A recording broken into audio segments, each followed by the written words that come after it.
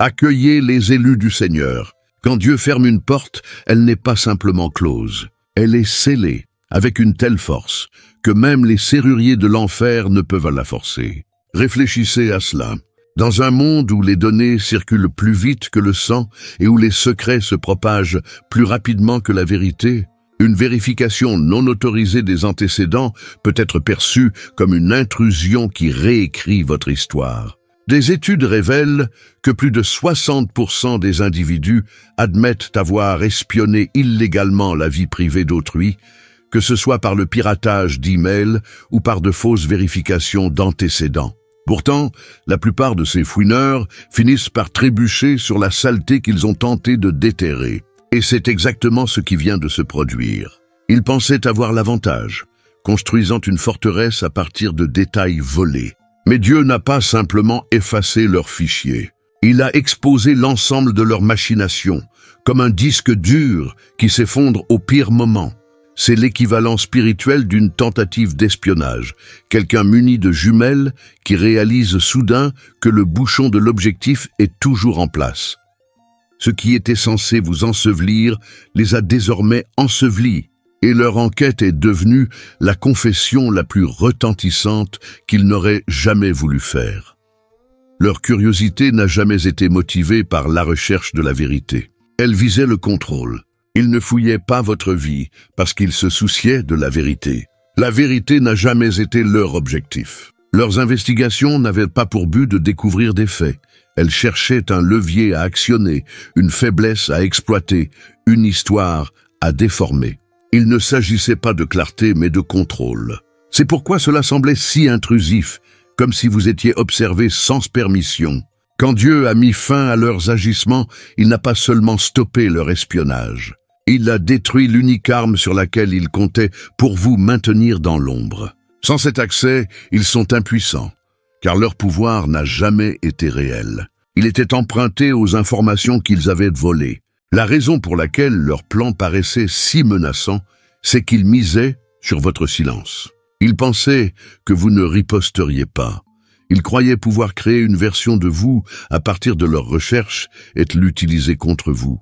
Parce que l'information a toujours été la forme de pouvoir la moins coûteuse. Mais un pouvoir bâti sur des données volées est fragile. Une intervention divine, un pare-feu invisible, et toute leur opération s'effondre. C'est exactement ce qui vient de se passer. Ils ne peuvent plus contrôler une histoire à laquelle ils n'ont plus accès. Ils ne peuvent plus transformer en armes ce qu'ils ne peuvent atteindre. Il y a une dimension plus profonde à cela. Ceux qui agissent ainsi ne sont pas des enquêteurs. Ce sont des manipulateurs déguisés en chercheurs de vérité. Ils ne s'intéressent pas à la réalité. Ils s'intéressent à ce qui peut être fabriqué. Leur curiosité est une contrefaçon, un écran de fumée pour dissimuler leur quête de contrôle. Et lorsqu'elle est exposée, ils le sont aussi. Leur projet s'effondre, car sans vos secrets, sans votre histoire, sans votre vie privée à déformer, ils se retrouvent à contempler leur propre vide. C'est pourquoi ce moment est si puissant. Ce n'est pas seulement que leur vérification d'antécédents a échoué, c'est que leur masque est tombé avec elle. Désormais, tous les spectateurs peuvent voir la vérité. Ils n'ont jamais recherché les faits. Ils cherchaient le pouvoir. Ils ne constituaient pas un dossier. Ils construisaient une cage. Et maintenant, avec la porte claquée, ce sont eux qui sont coincés à l'extérieur. Le contrôle qu'ils désiraient si ardemment leur a échappé. Ce qu'ils avaient prévu pour votre chute est devenu leur propre révélation. Et vous venez d'être libérés d'un jeu auquel vous n'aviez jamais consenti à jouer. L'exposition n'est pas une humiliation, c'est une éviction du pouvoir. L'exposition ne se limite pas à embarrasser quelqu'un à traîner son nom dans la boue. La véritable exposition va plus loin. C'est une forme d'éviction. Elle prive les individus de l'autorité illégitime derrière laquelle ils se cachent. Quand le pouvoir de quelqu'un repose sur des secrets, de la tromperie ou un accès illégal à l'information, dès que la lumière frappe, leur position s'effondre. Ils ne sont pas seulement gênés, ils sont délogés. Le siège qu'ils occupaient n'a jamais été vraiment le leur. Ils portaient un titre qu'ils n'avaient pas mérité, une couronne forgée dans du métal volé. L'exposition les force à quitter l'espace qu'ils n'étaient pas censés occuper. Pendant longtemps, ils ont utilisé ce qu'ils savaient ou pensaient savoir pour contrôler les récits. Ils ont instillé la peur, car la peur est l'un des outils de manipulation les plus puissants. Ils se sont positionnés comme des gardiens, comme s'ils détenaient les clés de votre réputation, de vos opportunités et de votre avenir. Mais ce n'était pas un véritable pouvoir. C'était une performance rendue possible par des informations volées. Et lorsque la vérité les a rattrapés, elle n'a pas seulement révélé leurs actions, elle les a disqualifiés. Ils ne peuvent plus exercer d'influence sur vous, car les fondations de cette influence ont été arrachées. C'est pourquoi leur chute semble si soudaine. De l'extérieur, on dirait qu'ils se sont effondrés du jour au lendemain. Mais en réalité, l'exposition est une lente accumulation qui se produit en silence jusqu'à ce qu'elle éclate au grand jour. C'est le résultat de leurs mensonges, de leurs secrets et de leurs manipulations, jusqu'à ce que le poids de tout cela brise leur propre plateforme. Ils ne perdent pas le pouvoir à cause d'une attaque. Ils le perdent parce que la lumière a révélé qu'il n'y avait rien de solide à quoi s'accrocher. Et voici ce qui est crucial. L'exposition n'humilie pas seulement, elle libère. Elle libère ceux qui étaient sous cette fausse autorité. Elle vous libère du contrôle du discours d'autrui. L'éviction de leur faux pouvoir devient votre accession à un pouvoir authentique. Ils ne peuvent plus contrôler ce qui ne leur a jamais appartenu. Ce qu'ils ont construit pour vous piéger est désormais la cause de leur propre perte. Et vous sortez de leur ombre pour occuper un espace qu'ils n'ont plus le droit de revendiquer. C'est le véritable sens de l'exposition. Pas seulement la honte, mais la fin de leur règne de contrefaçon. Ils ne s'attendaient pas à ce qu'une juridiction supérieure vienne les annuler. Ils pensaient que les systèmes sur lesquels ils s'appuyaient étaient intouchables. Ils croyaient que leur réseau, leurs connexions et leurs failles constituaient la plus haute autorité capable de juger la situation. Dans leur esprit, tant qu'ils avaient accès aux bonnes personnes, aux bons outils et à la bonne influence, rien ni personne ne pourrait les arrêter. Cette arrogance les a aveuglés face à la réalité. Il existe toujours une autorité supérieure, incorruptible, impossible à pirater ou à manipuler. Ils ne s'attendaient pas à ce que Dieu lui-même vienne contrecarrer leur opération tout entière. Avec un verdict sans appel, leur effondrement est d'autant plus choquant.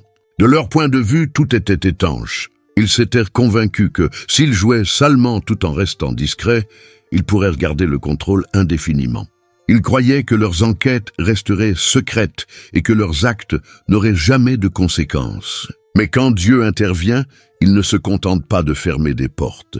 Il révèle l'illégitimité de ceux qui les ont forcés. Ils n'ont pas été arrêtés par une résistance humaine. Ils ont été stoppés par un jugement divin qu'ils n'avaient même pas pris en compte dans leur plan. C'est pourquoi leur exposition est si humiliante pour eux.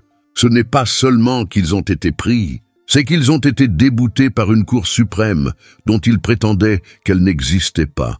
En réalité, ceux qui agissent ainsi sous-estiment toujours leurs limites. Ils supposent que, tant qu'ils disposent d'informations, d'influence et de secrets, ils peuvent se comporter comme leur propre Dieu, décidant qui doit être réduit au silence ou ruiné. Mais l'exposition détruit cette illusion. Quand Dieu a renversé leur plan, ce n'était pas seulement un rejet de leur enquête. C'était une déclaration. Aucun système fondé sur la corruption ne peut perdurer, même s'il semble sécurisé. Ils sont désormais confrontés à une réalité qu'ils ne peuvent contrôler. Leur pouvoir était toujours conditionnel. Leur autorité était toujours empruntée. Dès que le ciel s'est prononcé contre eux, leur faux sentiment d'invincibilité s'est évaporé. Ils sont dépouillés de la confiance qu'ils avaient autrefois, car leurs fondations entières ont été déclarées invalides. Ce qui rend ce moment inoubliable, c'est que ce jugement supérieur n'a pas seulement arrêté leur agissement. Il a inversé les rôles. Eux qui vous enquêtaient sont désormais sous le regard de tous. Eux qui vous jugeaient sont maintenant jugés, sans tribunal auquel ils pourraient faire appel. Ce qu'ils appelaient une recherche était en réalité un siège. Ils ne voulaient pas seulement des informations, ils voulaient un accès. Ils appelaient cela de la recherche, car le mot sonne propre, inoffensif, voire professionnel.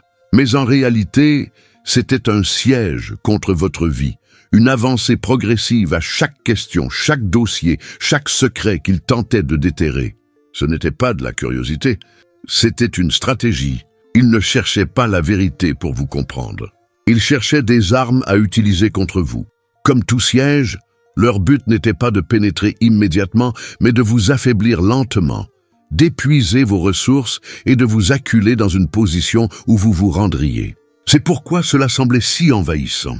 Leur méthode était enveloppée de politesse, masquée par des processus et présentée comme normale. Mais derrière cette façade, c'était une atteinte à votre liberté, à votre réputation et à votre avenir.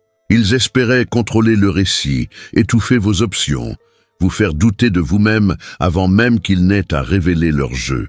Dans leur esprit, c'était une guerre silencieuse, dont vous ne réaliseriez l'ampleur que trop tard. Mais le ciel est intervenu au moment critique. Dieu n'a pas seulement dévoilé leurs plans, il a coupé leurs approvisionnements. Tous les canaux qu'ils utilisaient pour collecter et déformer vos informations ont été asséchés. Les contacts sur lesquels ils comptaient ont disparu. Les systèmes auxquels ils faisaient confiance ne répondent plus. Les sources internes qu'ils croyaient sécurisées se sont volatilisées. C'est comme si leur armée était toujours postée hors des murs, mais leurs armes et leurs provisions ont disparu. Sans ce flux constant de détails volés, toute leur opération s'effondre sur elle-même. C'est pourquoi leur confiance s'effrite. Ils ont bâti leur stratégie sur le mensonge qu'ils pouvaient continuer à collecter, utiliser votre vie contre vous sans conséquence. Mais sans information, leur pouvoir se dissout. Le siège qu'ils avaient prévu pour vous est devenu le piège dans lequel ils sont eux-mêmes enfermés. Ils se retrouvent les mains vides, leurs plans brisés, incapables d'avancer. Leurs prétendues recherches n'ont pas seulement été arrêtées. Elles ont été dépouillées de leur déguisement.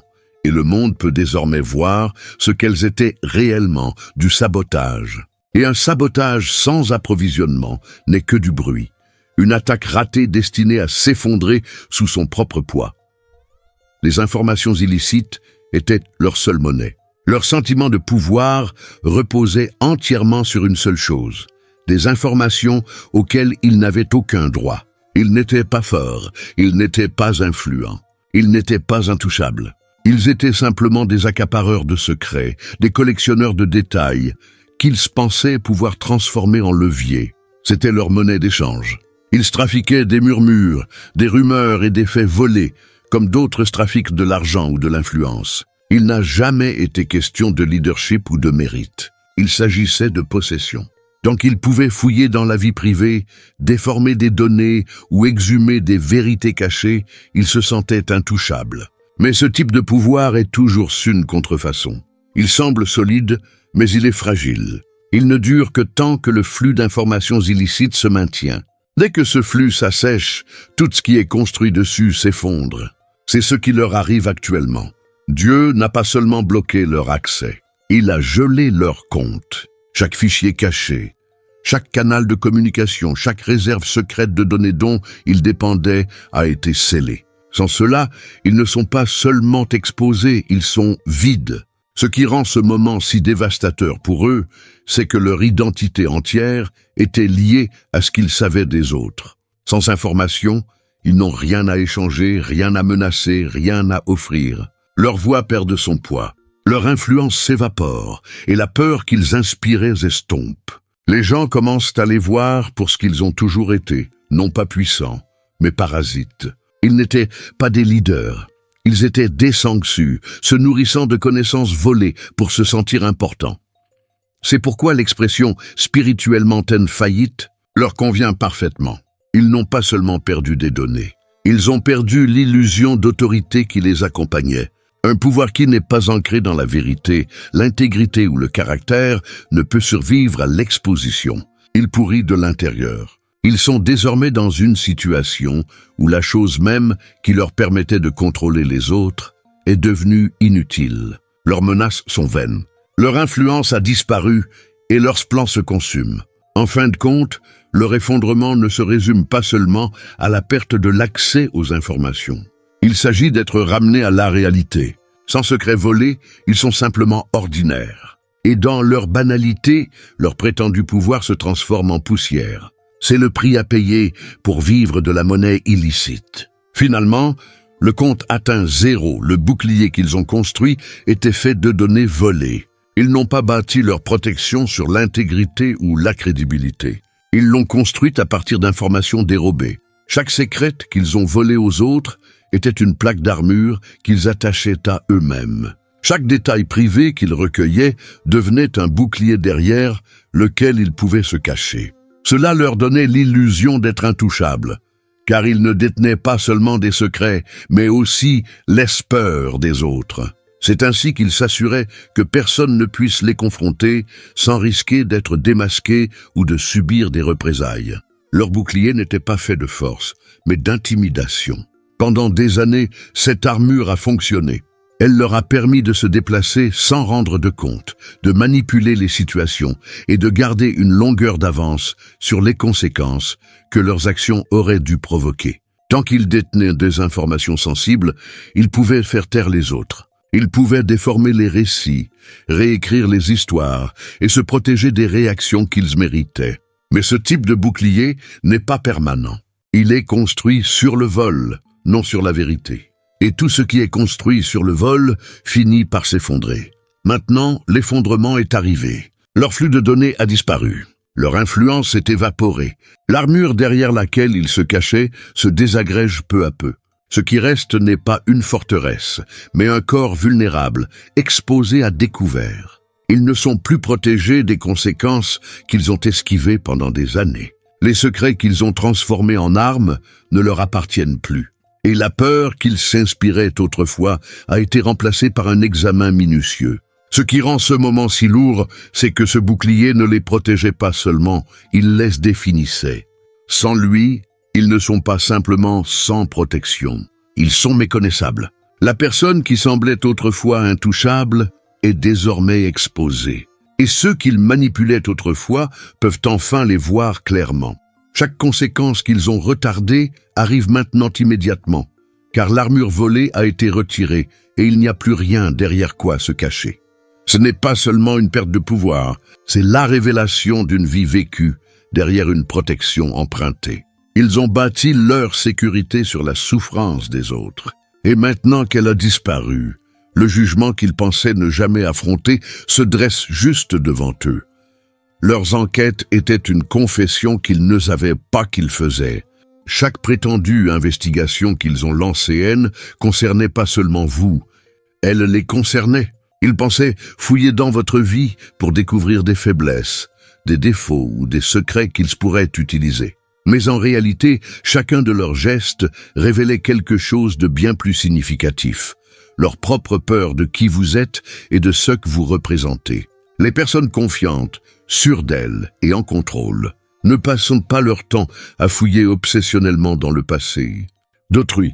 Elles ne vérifient pas les antécédents pour trouver des informations douteuses. Elles ne collectionnent pas les dossiers comme des trophées. Elles ne le font que lorsqu'elles craignent un pouvoir qu'elles ne peuvent expliquer, une influence qu'elles ne peuvent égaler et un avenir qu'elles ne peuvent arrêter.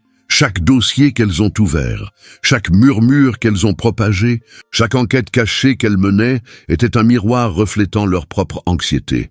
Elles avouaient sans s'en rendre compte. Plus elles creusaient, plus leur désespoir devenait évident.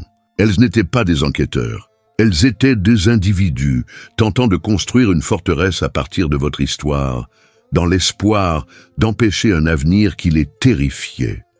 L'ironie est qu'elles pensaient vous exposer, mais en réalité, elles s'exposaient elles-mêmes, révélant leurs insécurités, leur paranoïa et leur manque de contrôle. C'est la partie qu'elles n'avaient pas anticipée. Elles croyaient que le secret les protégerait. Tant que leurs agissements restaient ignorés, elles pouvaient garder l'avantage. Mais l'acte lui-même, l'ampleur de leur obsession, est devenu une preuve indéniable de leur peur. Avant même que Dieu n'intervienne, elles révélaient déjà leur motivation par leurs actions. Leurs enquêtes n'étaient ni neutres, ni professionnelles. Elles étaient une réaction émotionnelle à une puissance qu'elles ne pouvaient nommer, mais qu'elles ne pouvaient ignorer. Maintenant, cette confession implicite est criante. Les gens la voient clairement. Ce qui était destiné à vous piéger est devenu une preuve contre elles. Le schéma de leur comportement raconte une histoire qu'elles voulaient cacher. Votre présence les perturbe, votre appel les dérange. Votre existence même remet en question tout ce qu'elles ont construit. Leurs enquêtes n'ont pas dévoilé vos secrets. Elles ont diffusé les leurs. Et maintenant, dépouillées de leur façade, leur peur n'est plus cachée derrière des dossiers et des murmures. Elle est exposée au grand jour. Dieu n'a pas seulement bloqué l'accès, il a inversé le courant. Ce qui rend ce moment si frappant, ce n'est pas seulement un arrêt, mais un renversement. Dieu ne s'est pas contenté de leur bloquer l'accès pour les laisser là. Il a retourné leurs propres outils, leurs propres réseaux et leurs propres systèmes cachés contre eux. Les mêmes canaux qu'elles utilisaient pour fouiner dans votre vie sont désormais devenus des pipelines exposant la leur. Elles ont construit ces chaînes en pensant qu'elles étaient sûres, privées et invisibles. Mais le flux a changé de direction. Au lieu de désiphonner vos informations, ces systèmes divulguent désormais les leurs. C'est une justice qui ne se contente pas de faire taire les méfaits, mais qui renverse la situation. Tout ce qu'elles croyaient sécurisé est maintenant exposé. Les appels qu'elles ont passés, les accords qu'elles ont conclus, les informations qu'elles ont thésaurisées se répandent désormais au grand jour. Les archives cachées qu'elles ont constituées deviennent une archive publique contre elles. Ce qu'elles utilisaient autrefois comme arme sert désormais de preuve. Elles ne peuvent même pas contenir les fuites, car l'exposition ne vient pas de l'extérieur. Elle provient de l'infrastructure même en laquelle elles avaient confiance. La beauté de ce renversement est qu'il s'est fait sans effort de votre part. Vous n'avez pas eu besoin de riposter. Vous n'avez pas eu à contre-attaquer. Le ciel s'en est chargé. Dieu n'a pas simplement débranché la prise. Il a inversé le circuit. Leurs outils de contrôle sont devenus des instruments de confession. La dynamique du pouvoir a tellement changé que les chasseurs sont devenus les proies, les observateurs sont devenus les observés. C'est pourquoi leur panique est si différente maintenant. Ce n'est pas seulement qu'elles ont perdu l'accès à vous, c'est qu'elles ont perdu le contrôle d'elles-mêmes. Leurs secrets ne sont pas seulement vulnérables, ils se répandent déjà. La vie privée qu'elles ont violée est retournée contre elles. Elles s'efforcent de réparer les brèches d'un barrage qu'elles ont elles-mêmes construit, réalisant trop tard qu'il est déjà fissuré. Ce qui était autrefois leur avantage caché est devenu leur plus grande responsabilité. Elles ne sont pas simplement bloquées, elles sont diffusées. Et plus elles tentent de contenir les fuites, plus celles-ci s'élargissent. Les canaux qu'elles utilisaient pour envahir votre vie sont devenus les haut-parleurs de leur chute, rendant leurs secrets impossibles à cacher et leurs conséquences inévitables. Elles n'ont jamais cherché à vous nuire par curiosité. Elles avaient peur de votre avenir. Elles ne fouillaient pas dans votre passé pour mieux vous comprendre. Elles ne s'intéressaient ni à qui vous étiez, ni à ce que vous aviez vécu. Leur véritable peur n'était pas votre histoire, mais votre avenir. Tout dans leur manière d'opérer, de fouiller, de chercher chaque détail, visait une seule chose, vous arrêter avant que vous n'atteigniez votre plein potentiel. Elles les savaient qu'elles ne pourraient pas rivaliser avec ce que vous deviendriez une fois pleinement réalisé. Leur seul espoir était donc d'attaquer la graine avant qu'elle ne devienne un arbre. C'est pourquoi leur obsession pour votre passé était si intense. Elles croyaient que, en déformant votre histoire, en exhumant vos erreurs ou en armant vos anciennes batailles, elles pourraient nuire à votre crédibilité et ralentir votre élan. Elles voulaient réécrire votre histoire alors qu'elle était encore en cours. Dans leur esprit, détruire les fondations ruinerait l'avenir. Mais ce plan était fondé sur le désespoir, la stratégie de ceux qui savent qu'ils ne peuvent arrêter votre ascension une fois qu'elle est achevée. Leur erreur a été de croire que votre passé vous définissait plus que votre vocation. Elles ont sous-estimé le fait qu'un destin protégé par Dieu ne peut être déraillé par de vieilles informations, de vieilles cicatrices ou de vieux échecs. Elles pensaient qu'en traînant votre passé sous les projecteurs, elles détruiraient votre avenir. Au lieu de cela, elles ont exposé leur propre motivation. On voit désormais que leurs enquêtes n'étaient ni neutres ni équitables. C'était une tentative de saboter quelque chose qu'elles ne pouvaient contrôler. Et voici la vérité. Votre avenir ne dépend ni de leur permission, ni de leur approbation, ni de leur silence. Chaque tentative d'instrumentaliser votre histoire n'a fait que souligner leur peur. Leur obsession n'était pas de la curiosité, mais de la panique. Une panique face à votre croissance, votre influence et votre destin, bien plus grand que tout ce qu'elle pourrait arrêter. Une panique à l'idée que, lorsque le monde vous verra pleinement émerger, il sera trop tard pour elles de rivaliser. Maintenant que leur accès leur a été coupé, leur plan a échoué. Elles sont coincées avec des fragments de votre passé, tandis que vous avancez vers votre avenir. Et l'ironie est que chaque geste qu'elles ont fait pour enterrer votre destin n'a fait que rendre plus évident que vous en avez un, et qu'il est invincible, l'effondrement de leur réseau de renseignements test, l'effondrement de leur identité. Elles ont construit toute leur estime de soi sur ce qu'elles savaient des autres. Leur identité ne reposait pas sur le caractère, l'intégrité ou une réussite réelle. Elle reposait sur le contrôle. Elle vivait de secrets, de ragots, d'accès par des portes dérobées et de fichiers cachés, croyant que ces informations les rendaient puissantes. Cela leur donnait l'illusion d'être importantes, car elles avaient toujours quelque chose pour contrôler autrui. Mais ce n'était pas une identité, c'était une dépendance. Elles ne se sentaient importantes que tant qu'elles pouvaient envahir la vie privée de quelqu'un d'autre. Sans cela, elles sont vides. C'est pourquoi l'effondrement de leur réseau de renseignements n'est pas seulement un problème technique, c'est une révélation personnelle. Lorsque le flux de données volées s'arrête, elles ne sont pas seulement impuissantes, elles sont perdues. Elles ne savent plus comment fonctionner sans levier. Elles ne savent pas diriger sans manipulation. Elles ne savent pas se débrouiller seules sans le secret des autres pour les soutenir. C'est précisément ce qui leur donnait un faux sentiment d'identité qui leur a été arraché. Le vide de leur véritable identité est désormais inévitable.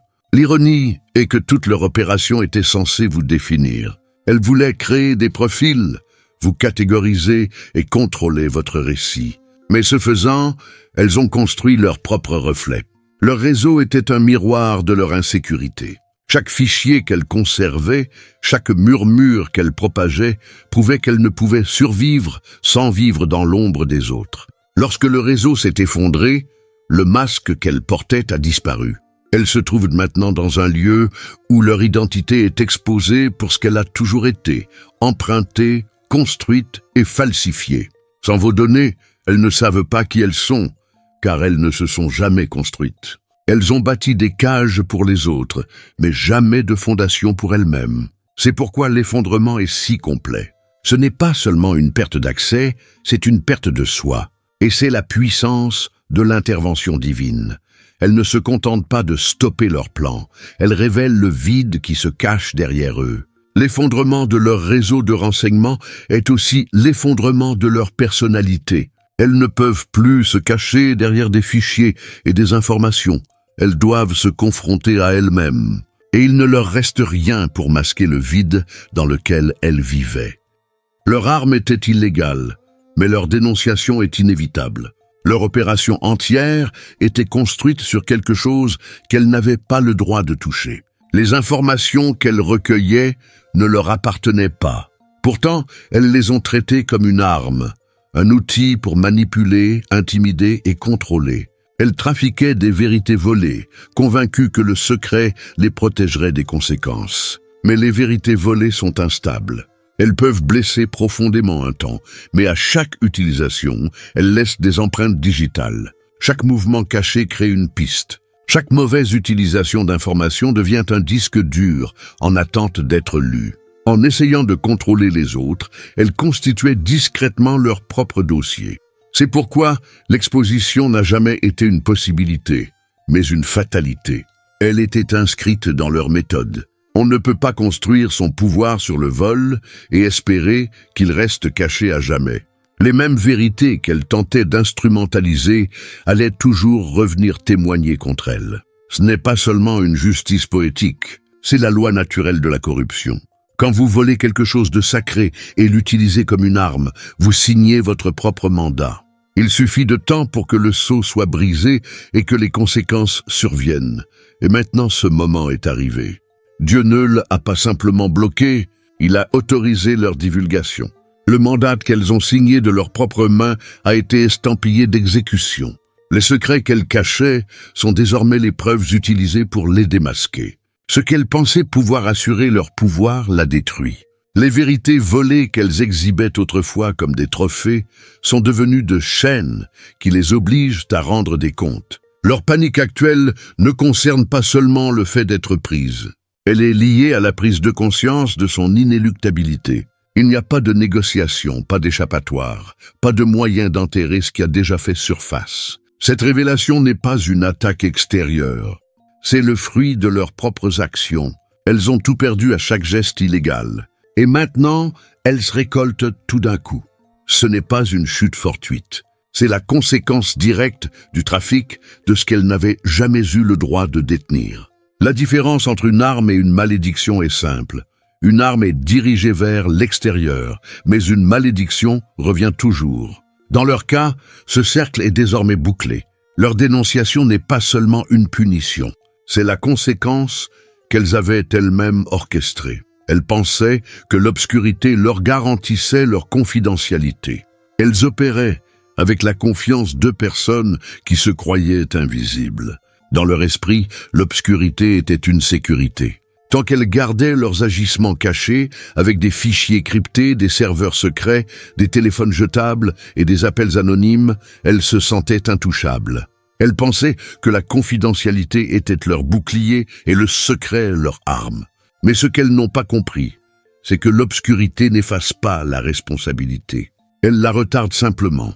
Chaque mouvement caché qu'elles ont effectué était déjà enregistré quelque part, bien au-delà de leur portée. Chaque message crypté, chaque rencontre discrète, chaque plan dissimulé était déjà marqué, chronométré et consigné à un niveau qu'elles ne pouvaient ni pirater, ni corrompre, ni effacer. C'est pourquoi leur chute semble si complète. Elles n'ont pas seulement perdu une tactique, elles ont perdu toute une vision du monde. Elles étaient convaincuesques, tant que personne ne pouvait les voir, elles étaient libres de leurs actes. Elles croyaient que leurs outils les rendaient invisibles. Mais l'invisibilité n'existe pas face à la vérité. Ce qu'elles prenaient pour de la confidentialité n'était qu'une illusion, un faux sentiment de contrôle qui les a rendues audacieuses jusqu'au jour où la lumière les a frappées. Et maintenant, la lumière est là. Tous les disques, fichiers, appels et canaux cachés qu'elles ont créés sont devenus des preuves.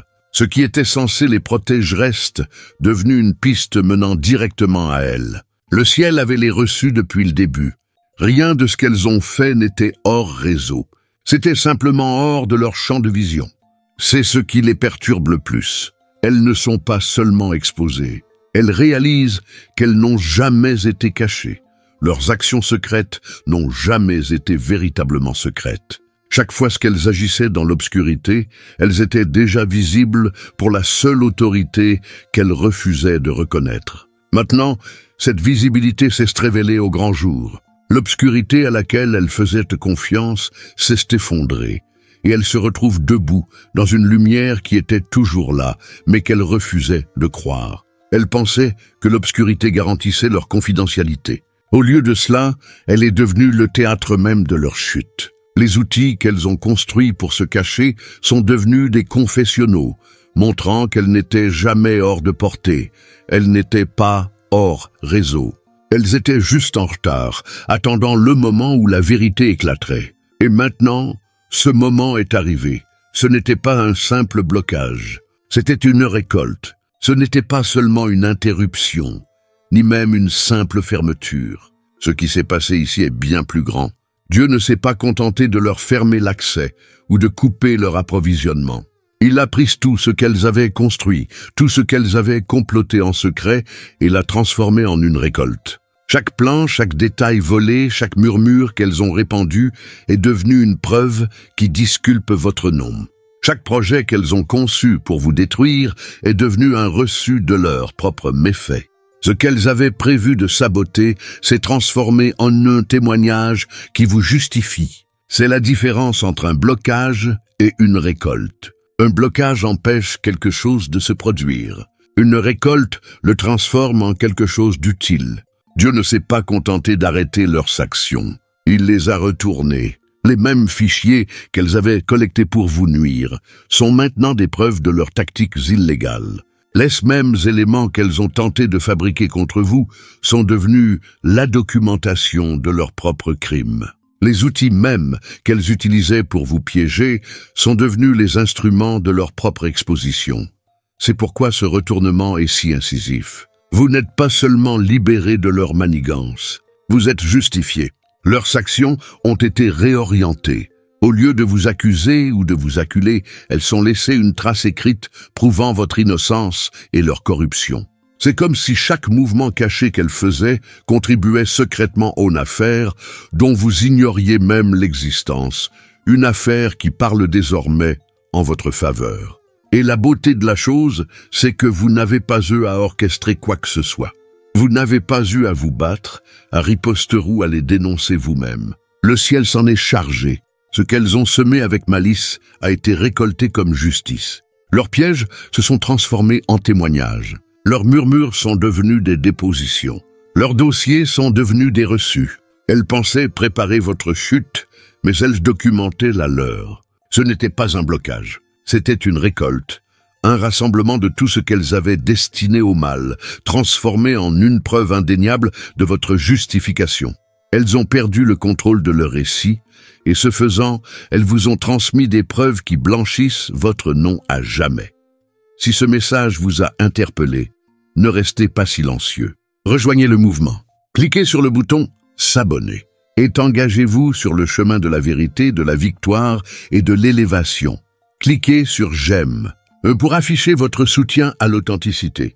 Laissez un commentaire pour partager vos réflexions ou expériences et partagez ce message avec quelqu'un qui a besoin de voir que même les plans les plus sombres ne peuvent empêcher ce qui est destiné à surgir. Votre engagement n'est pas seulement un soutien, c'est une déclaration que la vérité triomphe toujours. Soyez bénis.